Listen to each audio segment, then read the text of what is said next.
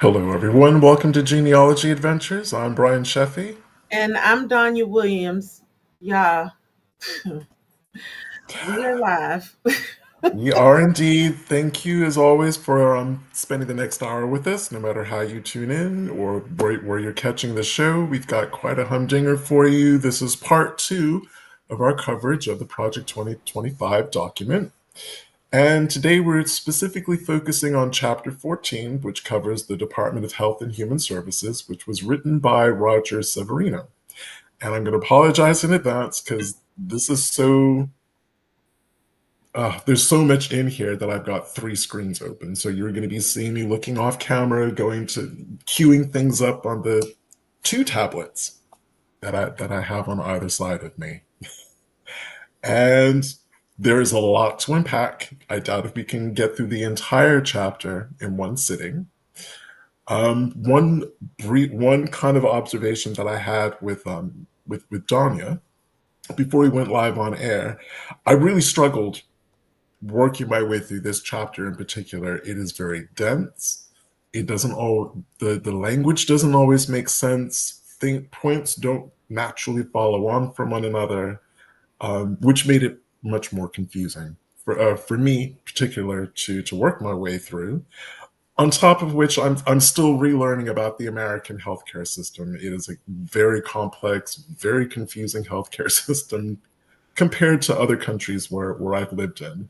So I've had to relearn parts of the American healthcare system to understand the changes that are being proposed in this document.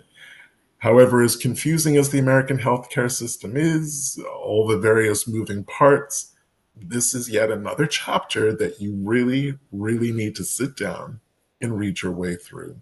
Because Danya pointed things out in this chapter that I've read it through this three times already. And Danya pointed out things in the chapter that I had missed because of the way that it's compiled. And it's not fair to Brian that he had to learn certain things in this chapter, um, that he had to learn certain things about the healthcare system through this, because some of this, a lot of this, is cut and paste. And they cut and paste it where they wanted to cut and paste it. And so he was kind of learning these things like as a lie. I hope you guys did some reading. You needed to. If you didn't, As Danya was pointing out, huh? I was going to say because a lot of it seems to have been cut and pasted from other documents, and you have the receipts. You know where they got the original source for this was. These are not medical people.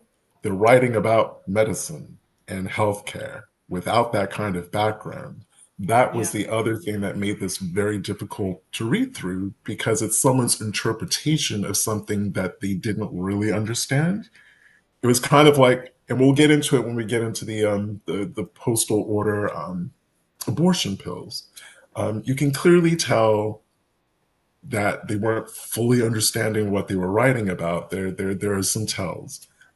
My overall main complaint about this particular chapter is they make broadly sweeping statements. I know it may seem ironic that I'm doing exactly the same thing now, but as the hour goes on, I will be bringing the receipts, and so will Danya.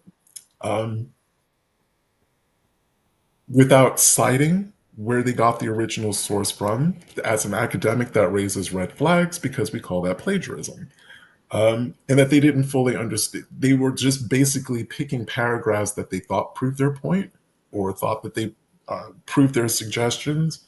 Uh, Again, without fully understanding or realizing the paragraphs that they were basically pinching from other sources. Now, straight off Jump Street, because I had to ask Dami if she had noticed the same thing, and we both kind of laughed on the phone because we're like, oh, she's basically told me, oh, you got that too. And I'm going to read this paragraph, and it is on page 449. It is second. This is the second paragraph into this chapter, and I know Danya, you've got a lot to say about this too. As a result of the Health and Human Services, hereinafter referred to as HHS, which stands for Health and Human Services, Having lost its way, U.S. life expectancy, instead of returning to normal after the COVID-19 pandemic, continued to drop precipitously to levels not seen since 1996, with white populations alone losing 7% of their expected lifespan in just 1 year. They only cite white population, which immediately rang an alarm bell with me and kind of told me how the rest of this chapter was going to go. Because if any of us care to cast our memories back to all the stages of COVID-19, um, it wasn't noted who was dying at a larger rate at depending on ethnicity and gender and age, it was really kind of uncertain who was more likely to not make it through COVID-19. But then it became rapidly available that non-white people were dying at far greater numbers than white people were. And if you remember about the mask mandates, that's when the MAGA in particular and the anti-vaxxers really started screaming about the mask mandates. You're infringing on our freedoms by making us wear this tiny piece of cloth to cover our mouth and respect ourselves and other people that we live with. Um, Look at the numbers, and there are verifiable non-political sites that just give you the numbers, shows that non-white people died at a far greater rate than white people did during COVID-19. But this document, for whatever reason, just chose to talk about the impact of COVID-19 on white people. Yeah. So let me tell y'all something. As I was reading this, we're gonna kind of stay on the same track that we were from the original Project 2025, the first one that we did in last Sunday, and where Brian is talking about like what's going on now, and I kind of stay on the track of the past of it. I'm going to say this again, like I said before. This is a rebranding of the KKK. Hands down. This is a rebranding of the KKK. Um, it is not surprising to me that this pointed out only the loss of life of the white people when there were so many people that lost their life in COVID, with COVID. This entire chapter, as I read this, it was what, like 50 pages long? This entire chapter was based around this issue right here. I need y'all to know that.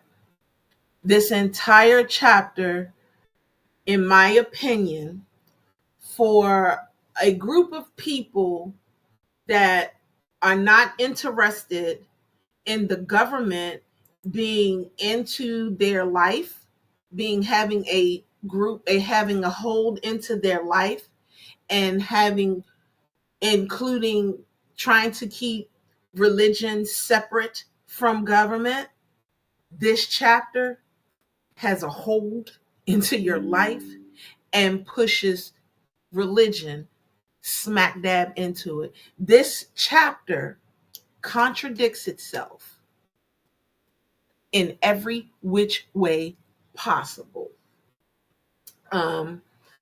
I really think that you guys, if you don't read any chapter in this book, you need to read this one. I'm also thinking that it would be a very good idea from reading this one chapter. I also feel that you should take one chapter a day or one chapter a week or just one chapter whenever you get the opportunity and read it. Break this 900-page book up and read it. All because I did that with this one. I also wanted to say really quickly, and I'm going to reread this part of the sentence. As a result of HHS's having lost its way, US life expectancy, instead of returning to normal after COVID-19 pandemic, continued to drop precipitously after COVID. That is a disingenuous statement. I'm not going to use the L word. It is Say that again. I misinformed. didn't hear you. Is it, it is a disingenuous statement. It is a misstatement. It is not accurate. Meaning, life expectancy in the United States had been declining before COVID even happened. Oh, most definitely. Again, the data is out there. Life expectancy in this country had already started to decrease across the board for everyone before the outbreak of COVID. And nowhere, and again, to read that paragraph in the summary statement, you would think that COVID was the primary example for that. And it isn't. It didn't contribute. It obviously, had COVID had an effect.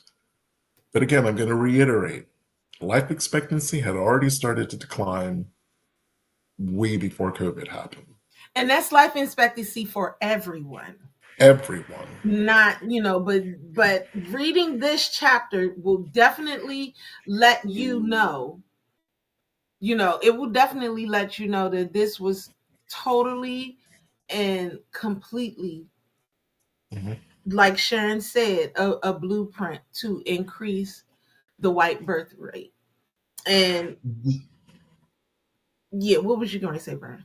I'm going to say the other thing that really struck me about this chapter in general was the kind of this retribution against women in particular. Because when you read about there's nothing in here that acknowledges what we already are going through after the overturning of Roe versus Wade, women bleeding out, women having unintended consequences when they've had miscarriages or they were on the verge of having a miscarriage or the fetus was non-viable, infections and scarring of the uterus to prevent them from having children in the future. It doesn't talk about the risks involved in removing medical care for women. That is never addressed. They're all about getting rid of the mail order abortion pills. It doesn't even classify abortion as a medical service or as medicine. It's a very kind of myopic, very limited view of what they perceive abortion as being. So that was a concern for me. Also, never once in this document or in this chapter does it say about the African American women already have poor health outcomes through neonatal care and pregnancy. It's not an exaggeration to say that pregnancy can be one of the most dangerous time in an African American woman's life, both while she's carrying the baby and during the process of giving birth. Someone in my immediate family nearly bled out twice giving birth Well, to her youngest child. well, let's talk about the since we're jumping ahead, let's talk about the Mhm. abortion and the mail order. The thing about the mail order and why they want to get rid of it is because they got rid of Roe versus Wade. Getting rid of Roe versus Wade, when you got rid of Roe versus Wade, you got rid of doctors being right there during an abortion. Now that you've gotten rid of doctors being right there during an abortion, all you have is mail order. So because you have the mail order, to them, mail order is like the hanger and using a hanger and getting rid of the baby. So you don't have anybody there to actually be able to be patch up with any issues that are going on. So now they got rid of the main part, so now they got to get rid of that side stuff. This is what I'm getting from this document. So they caused the problem that is going on because they got rid of the what it was that originally would save any issues. That is what that rim is. So I'm going to go, since we've started at that point, we're going to go straight to that. So let me pull out my document and we're going to go straight to that. And it So says, why? While you're doing that, I'm just going to say in general, what really struck me is the omissions in this document, and I just gave an example. They don't really discuss complexities and the realities of the ramifications of their proposed changes. Right. It's really jarring. So I believe you've queued it up now. What page are we on? So we are on. No, I have not queued it up because I have to find it. I think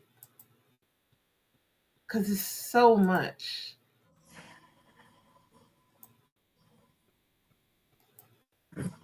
Now, while Dong is still doing this, the one section that I don't feel I'm not a medical professional. I'm just looking at this through thinking through people that have, been affected in terms of pregnancy and whatnot. The other bit is that I'm not going to touch on is the whole kind of gender affirming care. Um, I don't know enough about that issue.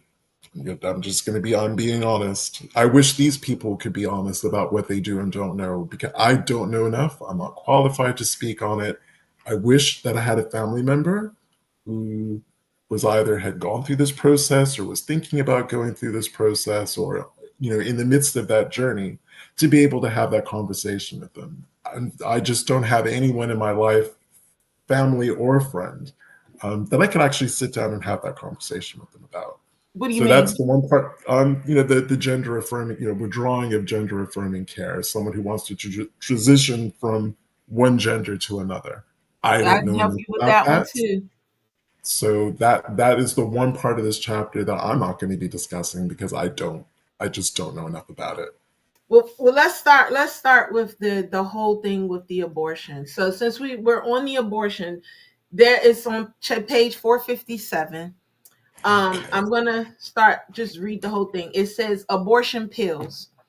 So abortion pills pose the, and I want y'all to really hear everything that I'm saying, okay? Because it makes absolutely, there's an area that makes absolutely no sense, okay? Abortion pills pose the single greatest threat to unborn children in a post-Roe world. That makes sense. The rate of chemical abortion in the US has increased by more than 150% in the past decade.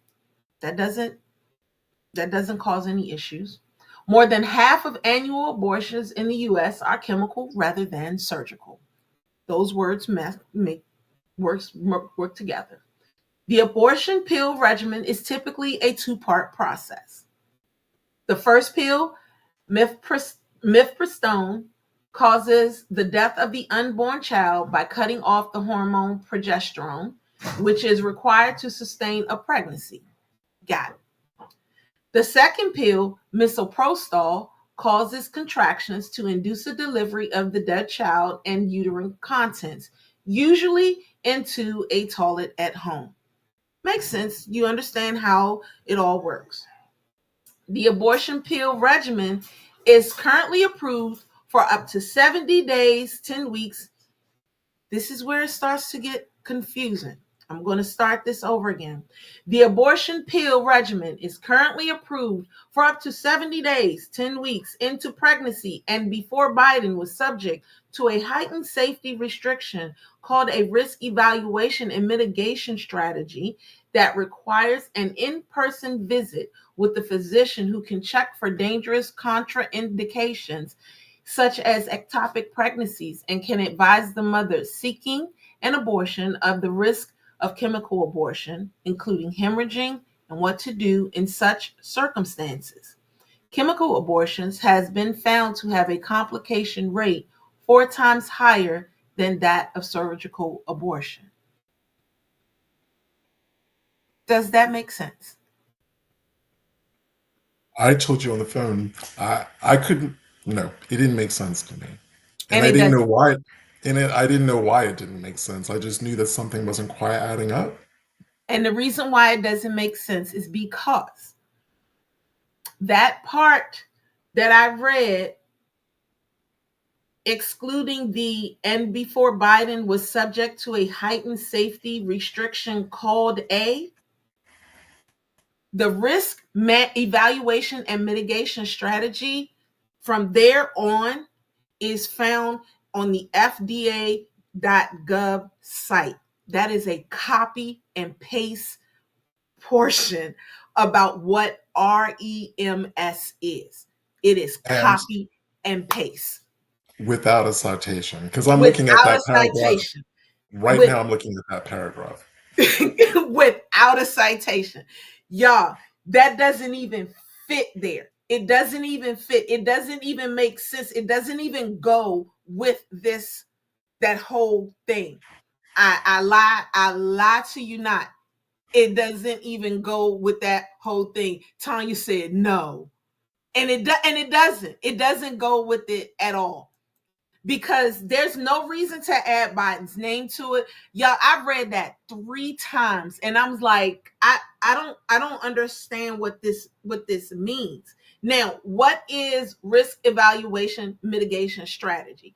Risk evaluation mitigation strategy is when you have a type of medication that you actually need a doctor to be there because there may be some type of issue, some type of problem that goes on with this medicine. So a doctor should be there for it. It also tells you what um if this medicine should or should not be used, why you can't use the medicine. Guess when you can't use this medicine? When you have an ectopic pregnancy. What I just read to you, they're making you think that they was giving this medication to these women when they had ectopic pregnancies. They did not do that. They did not do that. If you go to the FDA actually lists that you cannot give this medication if you have an ectopic pregnancy. They give you a list of when you can't take this medication. And Like they would ectopic for any, pregnancy is at the top of the list. like they would with any medication.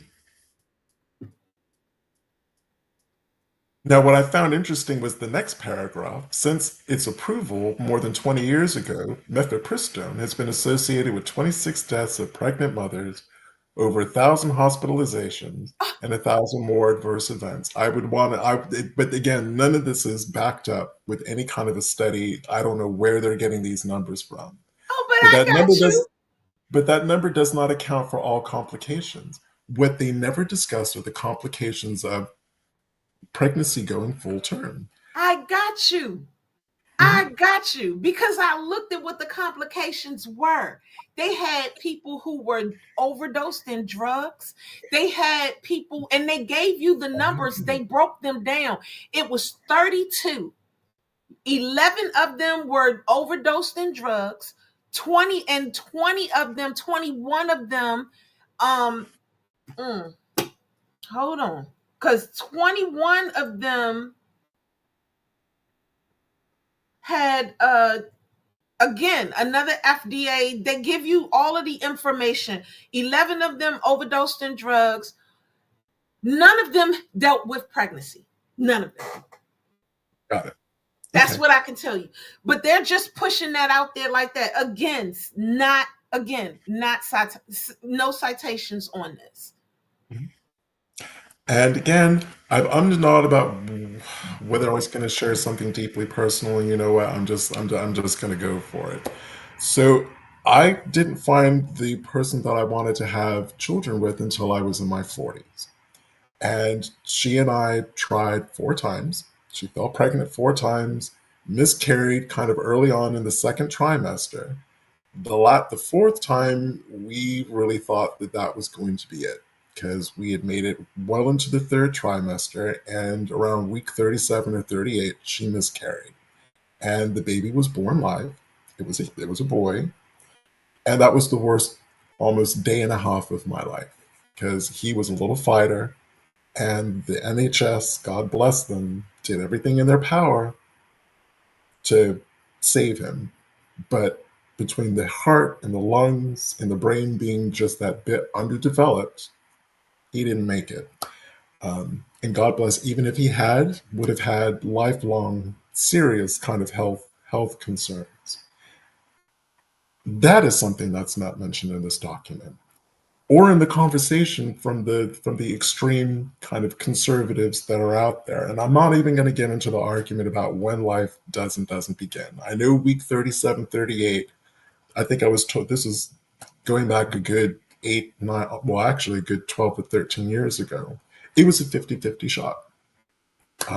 But I think about that poor little tyke and what he went through for that day and a half. Couldn't it be, the I don't want to, I'm going to start crying if I start thinking about it too much. But they don't discuss that part of it either. Yeah, and They just black. keep making it sound like the moment of conception, you could have that fertilized egg out of the woman's body, and everything is going to be okay. And it's sad that they do that. The one thing, and Tanya says she's so sorry for your loss, Brian, and so am I. Didn't get a chance to meet my little cousin, but the thing that irritates me the most. So I'm gonna go backwards and kind of go back to the. We're gonna go back to goal number 3 of this particular document, promoting stable and flourishing married families. So this overview of this whole document, of this whole chapter, if you guys have ever seen the movie 300, that's what this is. The overall thought process of this chapter is to wipe out everything that has to do with abortion, everything that deals with health, be it Medicaid or Medicare, because it will hurt anybody that uses it. That's our seniors, that's our disabled, and our poor.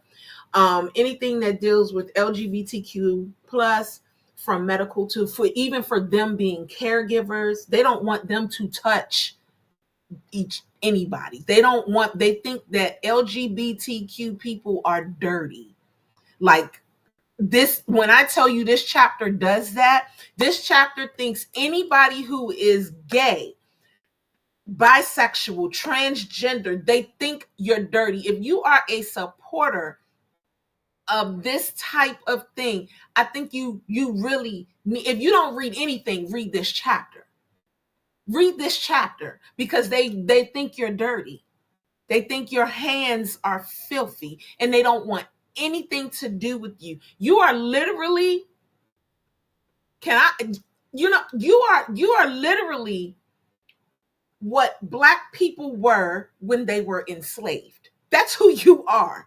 You were literally, when we couldn't get in the pool with the white people back in the day because they felt like our skin was going to get rub off and come off into the water. I'm trying to give you the best analogy that I can give you. That's what you are. If you are LGBTQ plus, that is you. I need you to know that. You have absolutely there's nothing for you. Nothing. It's like the 300. If you are not strong or not like them, you're going to be thrown off the cliff. So the best thing that I can think of, if you've ever seen the movie The 300, that baby that had that humpback on his shoulder, he did everything in his power to be able to be strong and do all of the moves that he needed to do. And he could do all of the moves, all of them except one. He couldn't lift that shield because he had that hump. And because he couldn't lift that shield, they didn't want him. And so because they didn't want him, what happened to him? What did he do? He became rebellious. He flat out became, he was radicalized. He was radicalized. He went to the other side and he told them the weakness. He told them the weakness. So I need y'all to understand that that's what this is. And this chapter, it contradicts them. They contradict themselves over and over and over again, consistently. And So further, and go again, ahead. further to that point, The other glaring omission from this, because again, it's all about pro life, pro life, pro life. What about the pro life for the mother? And I'm specifically thinking about the lady who was in Louisiana or no, Texas. Was the lady who was in Texas. She and her husband wanted that baby, but there was the baby had a syndrome. It wasn't going to survive. If that actually had stayed inside of her, there was a real likelihood that she was going to die from it. They don't, when they talk about pro life, they don't talk about the mother's life. And if that pregnancy seriously could kill the mother, it's kind of like, oh well, I guess it kind of sucks to be you. So long as the baby comes out of it alive, that's all that we care about. And that's it, that was it. So they talk about promoting stable and flourishing married families.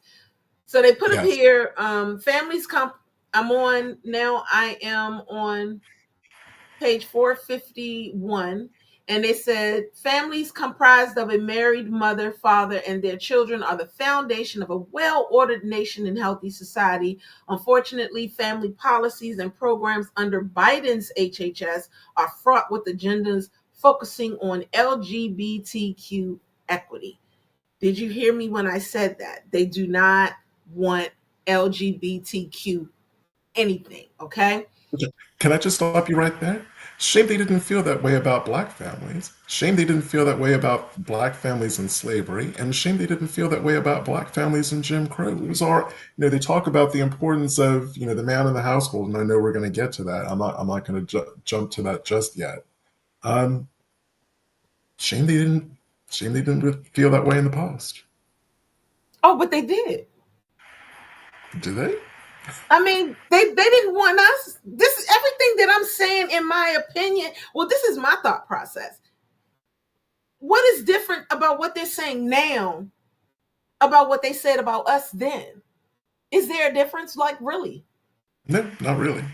So now they just changed who it is that they're feeling about, or they're focusing they've changed their focus on people. It's not saying that they still don't feel that way about us, but now their focus is more so on LGBTQ plus people. They're the target. They're the target folks. We're not necessarily the target. We are Or, if we are if we're gay. yes. Or my other comment was, it's a shame the Trump administration didn't feel that way when they were separating kids at the border, putting them in cages, and then farming them out to God only knows who. So even to this day, the Biden administration hasn't been able to find all of them. Exactly. They still don't know where all those babies and kids are. Right. But if the family unit was that important, why did the Trump administration do that? Why couldn't they have kept, fair enough, people enter the country illegally. There were other ways they could have chose to handle that. They didn't have to use the cruelest form of punishment to do it. Right. So then it says it's in the overwhelming number of cases. Now, this is what's crazy to me. In the overwhelming number of cases, fathers insulate children from physical and sexual abuse, financial difficulty or poverty, incarceration, teen pregnancy, poor educational outcomes, high school failure, and a host of behavioral and psychological problems. By contrast, homes with non-related boyfriends are among the most dangerous places for a child to be. Now, here's the thing. Hammond, who is in our line in Edgefield, So, South Carolina. just so that people know, Donnie's talking about James Henry Hammond, who was a governor of South Carolina who lived in Edgefield. Yes.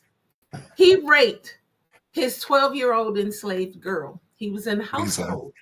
Louisa. Louisa. He also ruined his white nieces, two of them. He was in his household. He was a But sexual predator. he was a sexual predator. But fathers protect their children from physical and sexual abuse. That's Those what two that white just girls, said. those two white girls' fathers certainly didn't. He did not. Fathers protect them. They financial difficulty, from poverty, from incarceration, from teen pregnancy. from poor educational outcomes, high school failure, all of that. They protect them. I need them to learn their history. I need them to learn and understand their history before they start writing this stuff like this.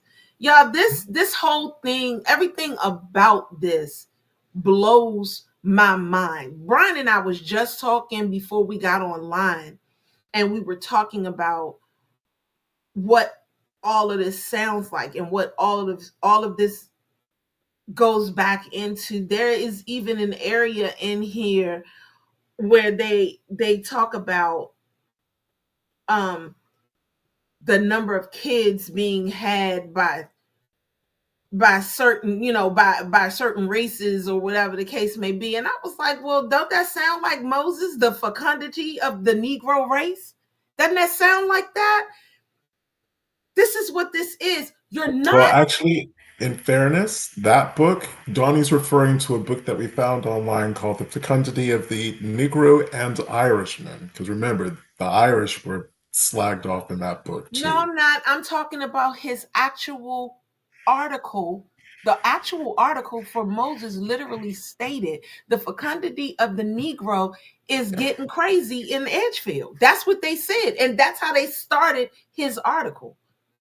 No, I'm not talking about that book. I'm talking about how Okay. they started Moses's article and then went Sure. in to go in talk about how he has 45 children. So you're not gonna tell me that this is not the rebranded of KKK, because they got an issue with black people having children over and over and over again. Again, I will say to everyone, historically speaking, my white Quaker ancestors, oh, they were having as many kids as apparently black people were having. It's Patrick Henry, my ancestor. Now, not all of his kids lived to adulthood. The man had 17 kids. That was a lot of kids. But you mm-mm. never hear about that. The Yeah, other comment that I had was the other thing that I noted was that if the nuclear family, as I guess painted by Norman Rockwell, because that's the kind of family that this document is referring to, um, again, didn't include black families. Why was it that, okay, I'm going to do it before and after. When the Black Panthers came up with their iteration of the WIC program, providing food for hungry kids, poor households, they didn't have to dictate, well, we'll only give you the support if the man of the household is now moved out of the household.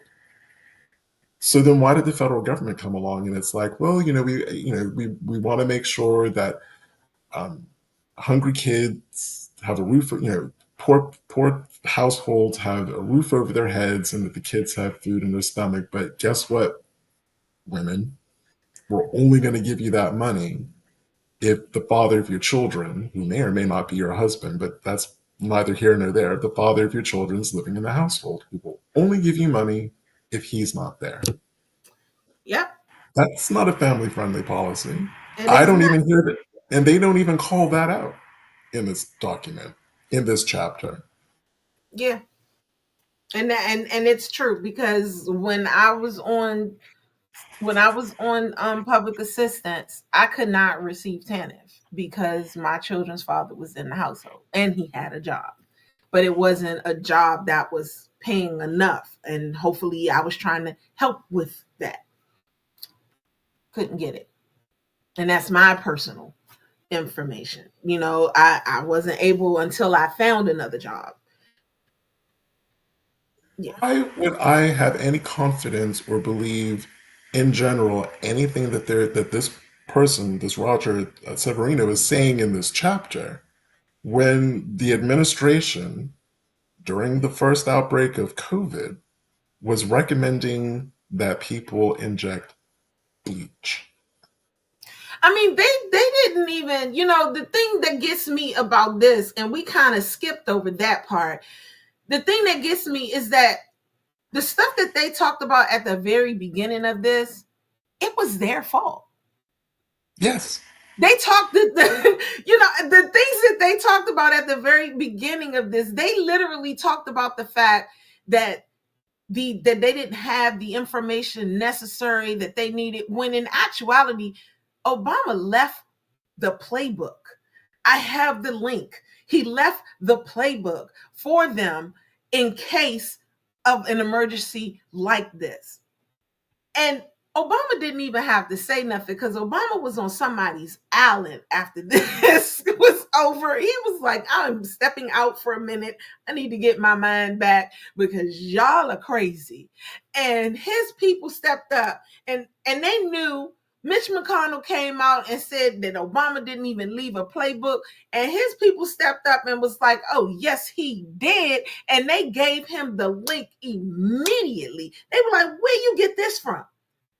They sent that link immediately. The lady's name, I got that too.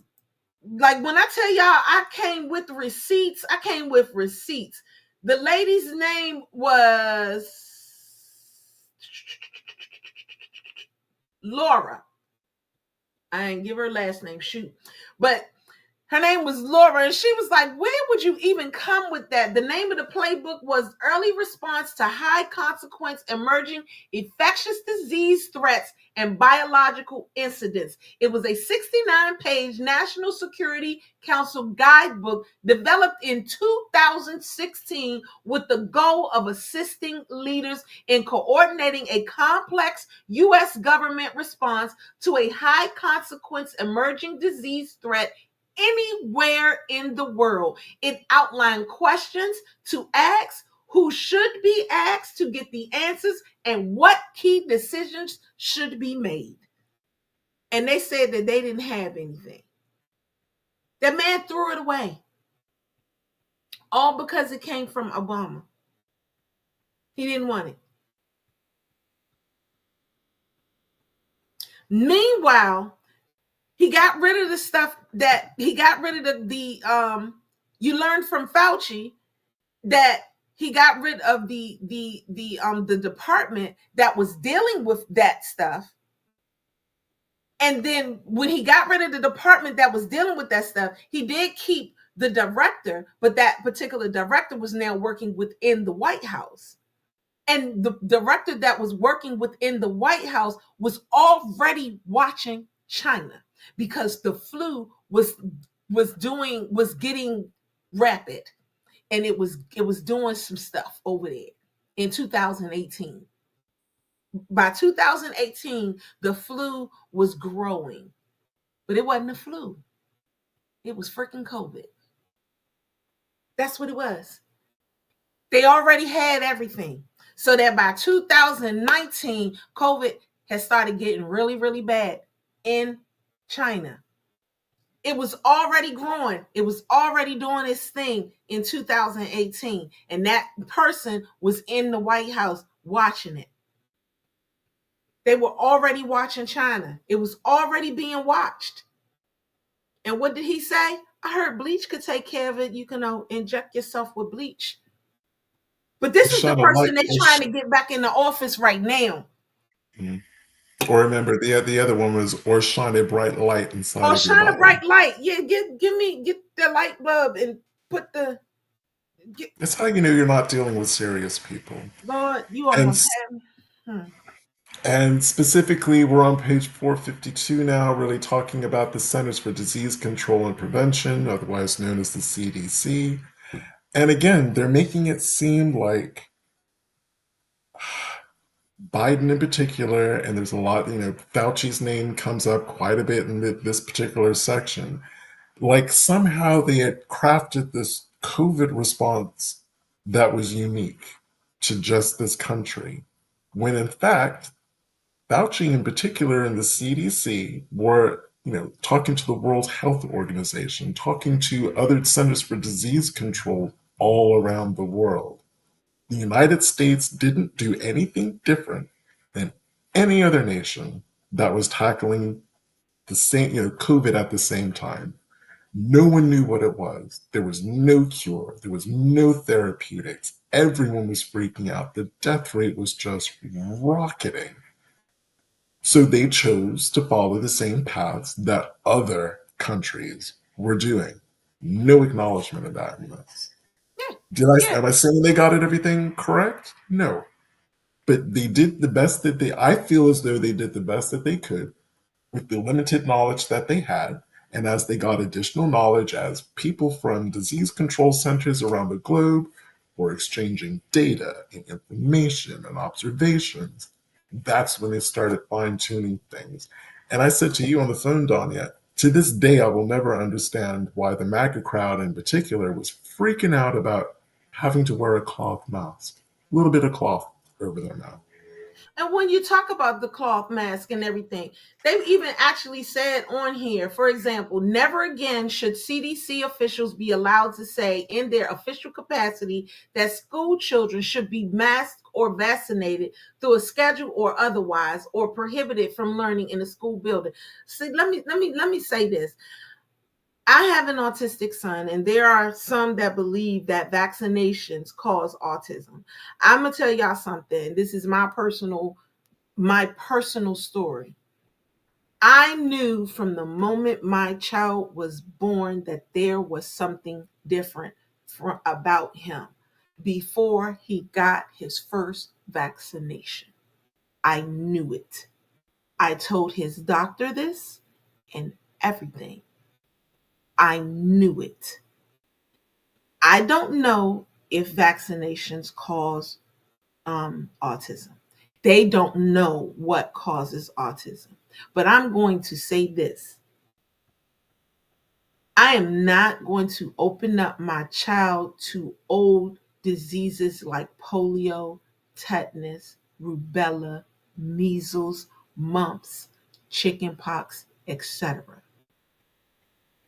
If we go back to something like this, when I tell you we are going back to the 17th century, beyond Jim Crow, Civil War, all of those things, that is where we're going if we do not vaccinate our children. They should be vaccinated. I'm going to say should, the words that they have in quotations, should be. They should be vaccinated because it saves lives. The more you vaccinate, the more it starts to work. Not saying that it heals it right away, not saying that it takes it all at the very first shot. It begins to put it in perspective to the point where your body starts to get better and used to it. But I'm telling y'all, my son, my personal experience, and everybody has their own. But my son, I told my doctor when my son was 9 months old, it's something different. Actually, he was younger than that. It's something different. And she said, okay, we'll see. The other thing that I took, I'm trying to find the bit that actually came out and said that fathers are the ones who work and mothers stay at home. Can you try to Oh, find that oh, paragraph? Because I want to quote that word for word. But while you're doing that, the other major issue I had with this section was it classifies Medicaid and Medicare as entitlements.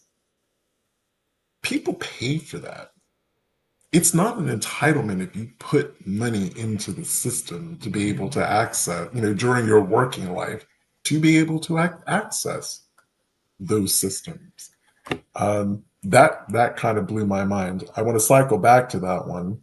I just wanted to say that while Donnie was looking for this paragraph, I thought I had marked it, and I haven't, because that was a jaw well, dropping paragraph. I think it's on under page 462. But while check 462 because there's something there. But while you're looking at page 462, let me just point out the woke policy. Under Francis Collins, NIH became so focused on the hashtag Me Too movement that it refused to sponsor scientific conferences unless they were there were a certain number of women panelists, which violates federal civil rights law against sex discrimination. This quota practice should be ended, and the NIH Office of Equity, Diversity, and Inclusion, which pushes such unlawful actions, should be abolished. Did y'all hear that? They want to get rid of DEI. They want to get rid of it. In other words, y'all ain't equal. The Me Too Act is out. It's gone. They want to get rid of it. Was I right? I've got it. Under like 463? This is actually 451. No. It's the first paragraph from the top, goal number 3, promoting stable and flourishing married families.